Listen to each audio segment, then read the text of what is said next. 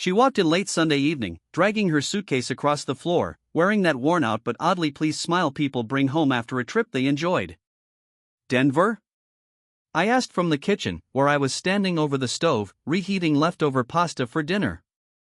"Exhausting," Rebecca said, letting her bag drop near the stairs with a dull thud. "But worth it. The conference was amazing. Really productive." She looked better than she should have. Way better for someone who'd supposedly spent 4 straight days buried in non-stop meetings. Her skin looked bright, almost glowing. Her hair was styled like she'd just left a salon, and her nails were freshly done. She smelled clean, like high-end hotel soap, mixed with something else I couldn't place right away. A men's cologne. Not one I recognized. "You look rested," I said carefully, choosing my words. She laughed it off. "Hotel beds," she said. "No kids bouncing on me at 6 in the morning." She had a point. Our boys were 7 and 9, and real sleep had become a rare luxury in our house. Rebecca leaned in, kissed my cheek, quick, distracted, and started up the stairs.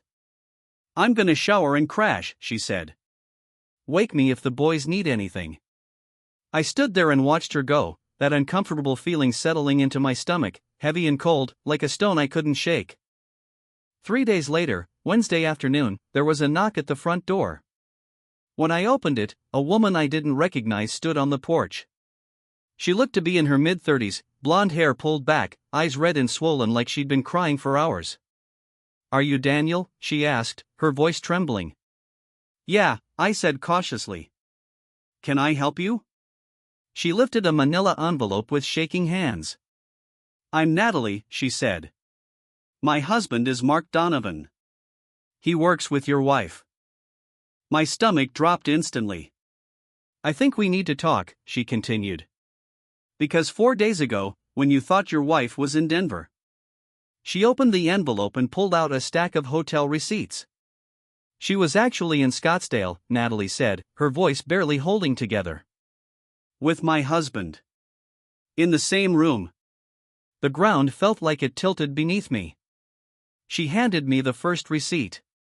"Ritz-Carlton, Scottsdale. Suite 847. Check-in Thursday.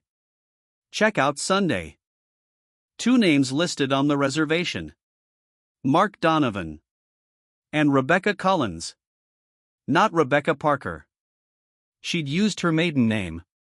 "There's more," Natalie whispered. "A lot more.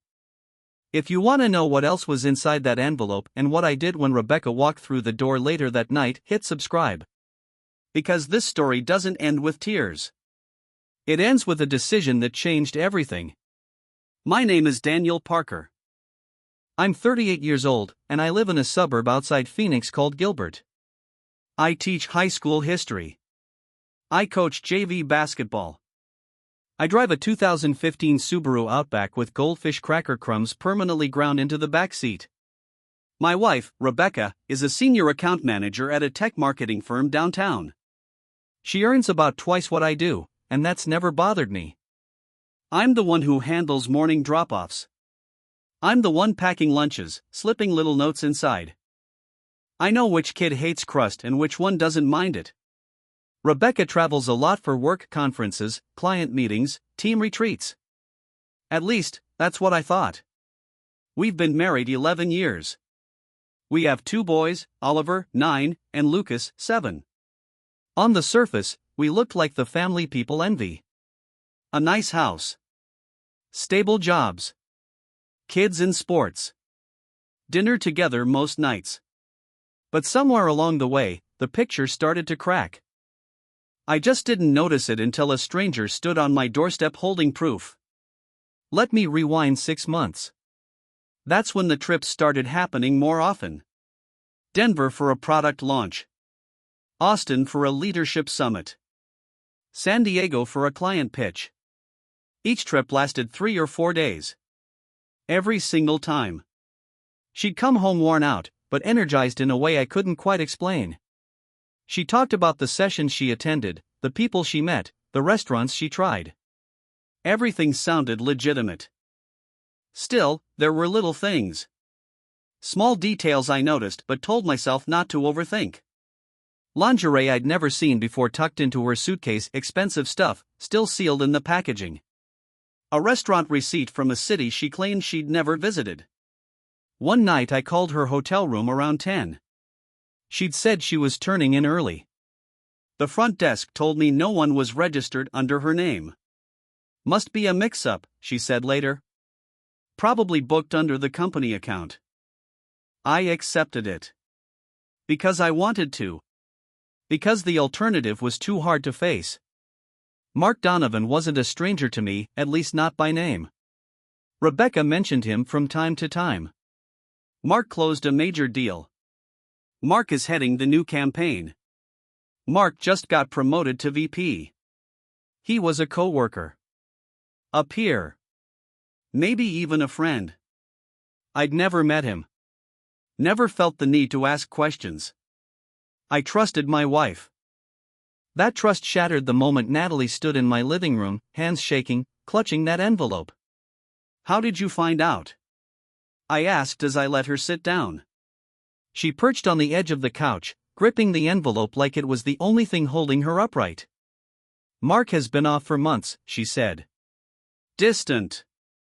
Secretive. Always glued to his phone. She wiped at her eyes. Last week, I found a credit card statement he'd hidden. Hotel charges. Flights. Restaurants. All on days he said he was working late or traveling. So you confronted him? I asked. Not right away. She pulled out her phone. I hired a private investigator. She showed me a photo taken outside the Ritz-Carlton in Scottsdale. A man and a woman standing close together, laughing. His hand rested low on her back. I knew her instantly. Rebecca. My wife. My throat tightened.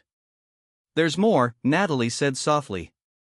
She laid everything out on the table: hotel bills, dinner reservations, spa appointments, and other shared experiences. Every work trip Rebecca had told me about lined up perfectly with Mark's name. Denver? Napa. Austin? Santa Fe. San Diego? Real city, but the same suite. This has been going on at least 6 months, Natalie said, her voice empty. Probably longer. I stared at the table, my mind struggling to make sense of it all. Why are you telling me this? I asked. Because I'm done, she said plainly. I'm filing for divorce. And I thought you deserved the truth before she rewrote it. She stood, leaving the envelope behind. I'm sorry, she said quietly. I know this hurts. Wait, I said as she stepped toward the door. Does Mark know you're here? She shook her head. No. And he won't. Not until my lawyer serves him. She reached for the handle, then stopped and turned back. For what it's worth, she said quietly, you seem like a good man. You deserve better than this. Then she was gone. I stayed there, alone in my living room, surrounded by hard proof that my marriage wasn't what I thought it was. Papers on the table. Receipts everywhere. Evidence I never asked for and couldn't unsee. I didn't confront Rebecca that night.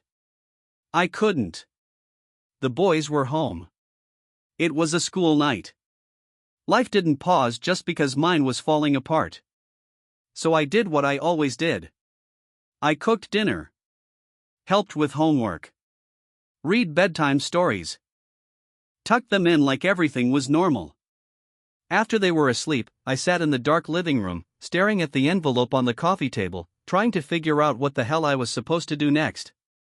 Around 10, Rebecca came downstairs in pajamas, her hair still damp from the shower. You coming to bed? She asked. In a minute, I said, keeping my eyes on the floor. She hesitated. You okay? Yeah, I said. Just grading papers. She leaned down, kissed the top of my head.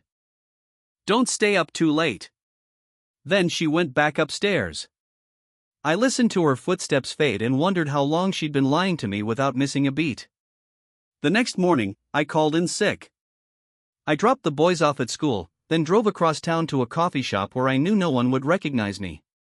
I spread the receipts out on the table and started organizing. Dates, cities, hotel names, charges. I cross-checked everything with Rebecca's work calendar. The pattern was impossible to ignore. Every business trip matched a hotel reservation for two. Every late meeting lined up with a dinner charge at a place meant for anniversaries, not co-workers. I pulled up our joint credit card statements. Rebecca had been careful, most of the expenses were on a card I couldn't see. But she'd made mistakes. A florist in Napa. A spa in Santa Fe. I remembered asking about those at the time. Client gifts, she'd said. Company expenses. Lies. All of it. My hands started shaking, not from sadness, but from rage. I'd spent 11 years building a life with her. I supported her career. Took care of our kids. Kept the house running while she climbed rung after rung. And this was how she repaid me, carrying on a secret relationship during those trips. I needed advice. But I couldn't talk to my friends. They all knew Rebecca. I couldn't call my family either. They'd explode. So I did what any desperate guy does in 2024. I Googled, what to do when your wife is cheating. The results were a mess of therapy blogs, legal articles, and Reddit threads filled with men who sounded just like me. One post stopped me cold. Caught my wife cheating, here's what I did. The top comment laid it out like a battle plan. Don't confront her yet. Document everything. Get a lawyer. Protect your assets. Secure your kids. Then, and only then, drop the hammer. The replies were full of men thanking him, saying that advice had saved them during their divorces. I read that thread. Then another. Then 10 more. By the time I left the coffee shop, I had a plan. Step 1, find a lawyer. I called 3 firms that afternoon. The first 2 couldn't see me for weeks. The third, a small practice run by a woman named Sophia Morales, had an opening the very next day. What's this regarding? The receptionist asked. Divorce, I said. Infidelity. We can help, she replied. Tomorrow at 2. When I hung up, I felt something unexpected: relief. I wasn't just reacting anymore. I was doing something. That night, Rebecca came home late. Sorry, she said, dropping her bag by the door. Mark and I had to finish a presentation for tomorrow. Mark. She said his name like it meant nothing. How's Mark doing? I asked, keeping my tone flat. Good, she said. Stressed. You know how it is. Yeah, I replied. I bet. If she noticed the edge in my voice, she didn't show it. Or she didn't care. She reheated leftovers, scrolled through her phone while she ate, then went upstairs to catch up on emails. I stayed downstairs, thinking about the envelope hidden in my desk drawer. Tomorrow, I'd start building my case. Tonight, I just had to make it through. Sophia Morales' office sat in a strip mall between a nail salon and a chiropractor. Nothing fancy. But the reviews were solid. She was mid-40s, sharp-eyed, direct. The kind of lawyer who'd seen every version of betrayal and didn't waste time on drama. I sat across from her and slid the envelope across the desk. My wife's co-worker's wife gave me this, I said. I need to know what I'm facing.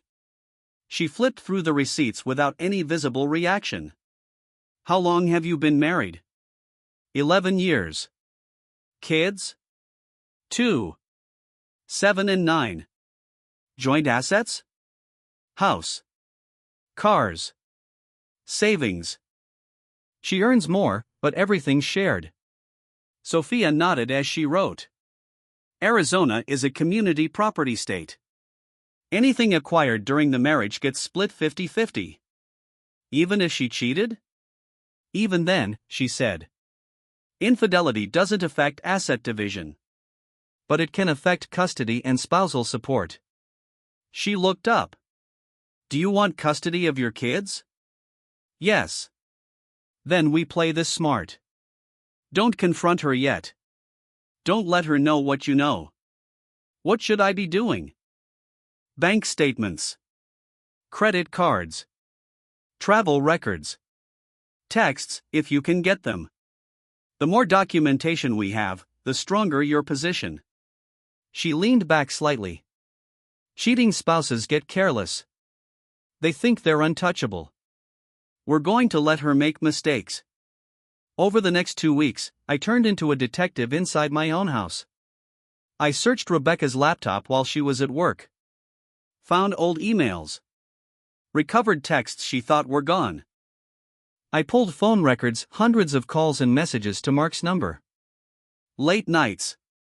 Early mornings. Times she told me she was stuck in meetings. I dug through credit card statements going back a year. Jewelry. Lingerie. Flowers delivered to an address I didn't recognize. Mark's house, as it turned out. I documented everything. Screenshots. Photos. Spreadsheets. Sophia had been right. Rebecca had grown careless. She thought I was too busy juggling work and kids to notice. She was wrong. She assumed I trusted her too much to ever look. That assumption turned out to be a huge mistake. Everything snapped into focus on a Friday night. Rebecca's phone buzzed on the kitchen counter while she was upstairs getting the kids ready for bed. I wasn't snooping, I just glanced down when the screen lit up. Mark. Can't wait for next weekend. I booked the suite. My blood instantly went cold. Next weekend. She'd already told me she had a conference in Seattle. I picked up her phone. It wasn't locked. She trusted me that much. I opened the message thread. There were months of texts. Flirting. Inside jokes. Plans. Then I saw images that confirmed everything, things I wish I had never seen. And buried a little further back was a message from 3 weeks earlier. From Rebecca. I think I'm falling for you. Mark's reply came right after. I know. Me too. I set the phone back down like it might explode. My hands were shaking. This wasn't just an affair. She wasn't just cheating. She was in love with him. I didn't sleep that night. I lay beside Rebecca in bed, staring at the ceiling, listening to her breathe like everything was fine. She had no idea I knew. No idea that in 2 days I'd be sitting with Sophia, finalizing divorce paperwork. No idea her carefully balanced double life was about to collapse. Saturday morning, I got up early and made breakfast for the boys. Pancakes. Bacon. Jokes at the table. I played my part. Rebecca came downstairs around 9, already dressed, makeup perfect. I'm meeting the girls for brunch, she said, grabbing her purse. Have fun, I replied. She leaned in and kissed my cheek, the same quick, empty gesture she'd been giving me for months, then walked out the door. I waited until her car disappeared down the street. Then I called Sophia. I'm ready, I said. Let's file. The papers were served the following Tuesday while Rebecca was at work. A process server walked into her office, asked for her by name, and handed her the envelope. I wasn't there to see it. But Natalie was. We'd coordinated it together. She wanted front row seats when everything came apart. 20 minutes later, she texted me a photo. Rebecca was sitting at her desk, papers spread out in front of her, her face completely drained of color. In the doorway behind her stood Mark, holding his own envelope, looking like he'd just been hit by a truck.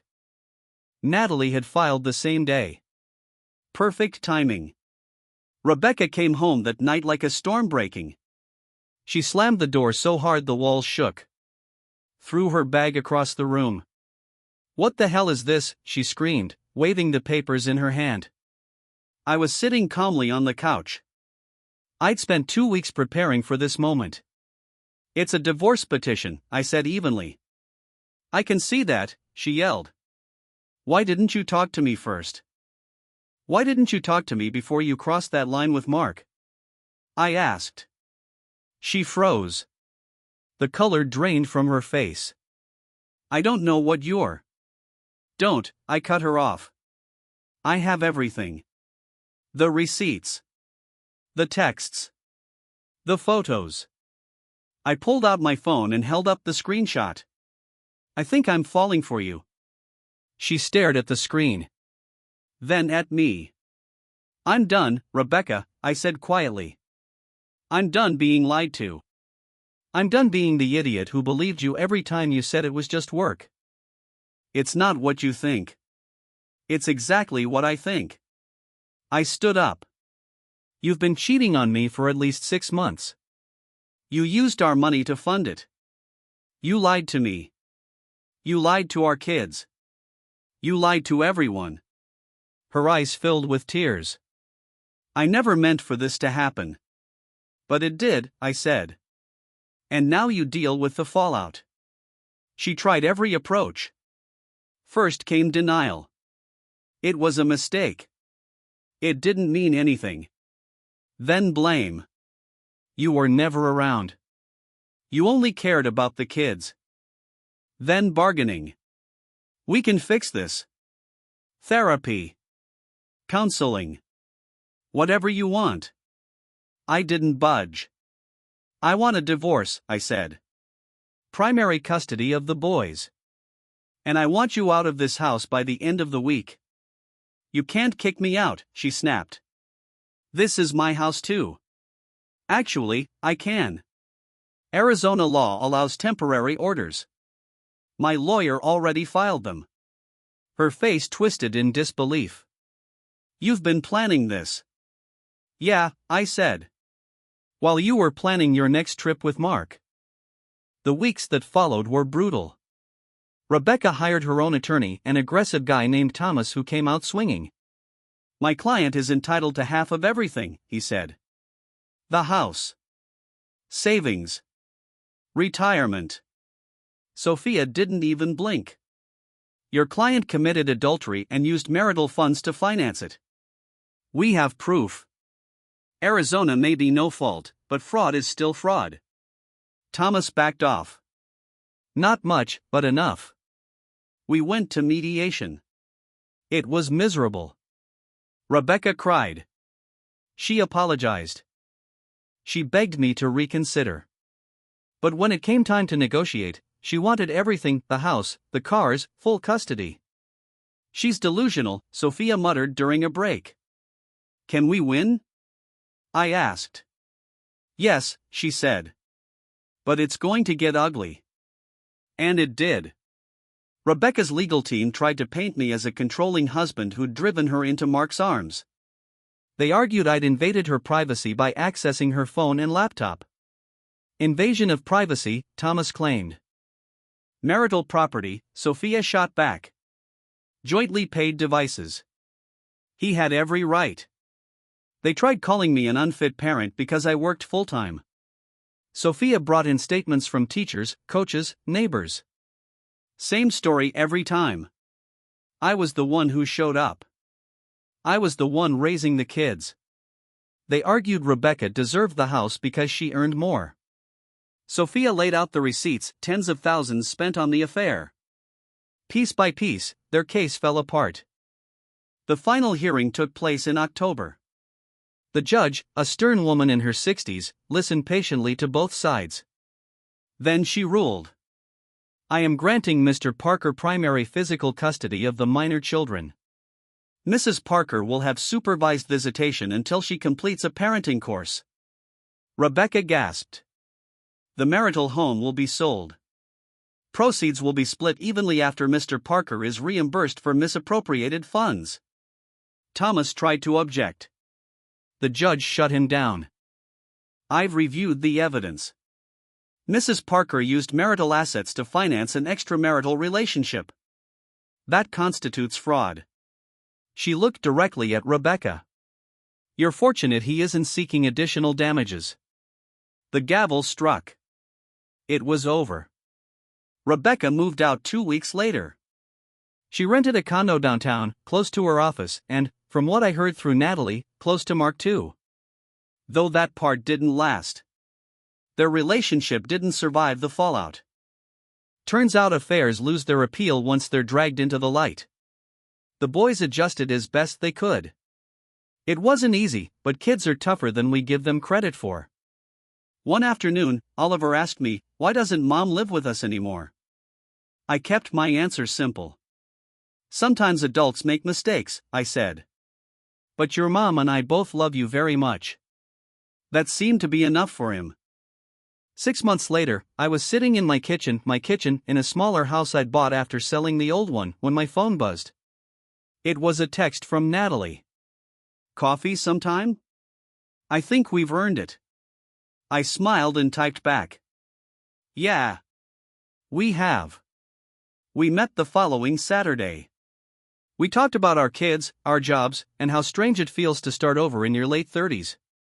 Do you ever regret it?" she asked. "Blowing everything up?" I thought about it for a moment. "No," I said. "I regret not seeing the signs sooner. But I don't regret ending it." She nodded. "Me neither. We never dated. We didn't need to. We were just two people who'd lived through the same storm and managed to make it out the other side. And that was enough." About a year later, I ran into Mark at a coffee shop. We noticed each other at the same time. For a brief moment, I considered walking over and saying something. But there was nothing left to say. He'd lost his wife, his kids' respect, and his standing at work. I'd lost a dishonest spouse and gained my self-respect. We weren't equal. I was ahead. So I grabbed my coffee, walked out the door, and didn't look back. If this story hit close to home, leave a comment that says, "I chose me." If you've ever been betrayed. If you've ever had to rebuild your life from the ground up. If you've ever chosen dignity over comfort. This one's for you. Hit subscribe for more stories about the quiet strength it takes to walk away. Because the best revenge isn't getting even. It's getting free.